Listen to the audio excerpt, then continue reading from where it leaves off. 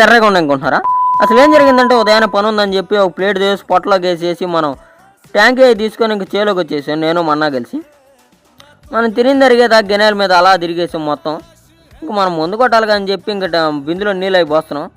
ఒక 30 ml పురుగు ముందు కలిపాము నీళ్ళలో, ఒక 60 ml దోమ ముందు కలిపాము. మేము నాటేసి ఒక 2 రోజుల ముందే ఇవన్నీ ప్రిపేర్ చేసుకొని నారకి ముందే కొట్టేస్తాం. నీళ్ళు ఉండే ఎంత ఎరగొండే దోమ ముందు కలపగలనే. ఇంక బిందె లేపేసి ఇంక మన ట్యాంకీలో పోసేస్తున్నాం ఫుల్గా. మొన్న ఒక్కడే ఎత్తుకోలేడు కానీ చెప్పి నేను సహాయం చేస్తున్నాను మనకి. అలా మన ట్యాంక్ కూడా పైకి ఎత్తేసాం మనకి. ఇంకా లోపల దిగేసి మొత్తం ముందు కొట్టేస్తున్నాం. మొత్తం స్ప్రెడ్ అయ్యేలా పువ్వులా పెట్టించి మొత్తం కొట్టేసాడు నారకాయ మొత్తం. మా నాన్న కొంచెం నారు తెమ్మంటే మా అన్నతో లోపల దిగిచ్చి మొత్తం నారు బెరికిచ్చాను. ఒక కట్ట బెరికాడు. ఇంకా కట్ట మన బిందెలు వేసేసుకొని నా ముందు ట్యాంకి బిందె అవి తీసుకొని ఇంకా మన బండి మీద ఇంటికి స్టార్ట్ అయిపోయాం. ఇంటికి రాగానే పిల్లకాయలు ఎవరైనా ముట్టుకుంటారని చెప్పి ట్యాంకి బిందె అన్ని ఒక చోట లోపల పెట్టేసి వాళ్ళు లోపలికి రాకుండా మనం గెడే వేసాం లోపలికి వస్తారేమని.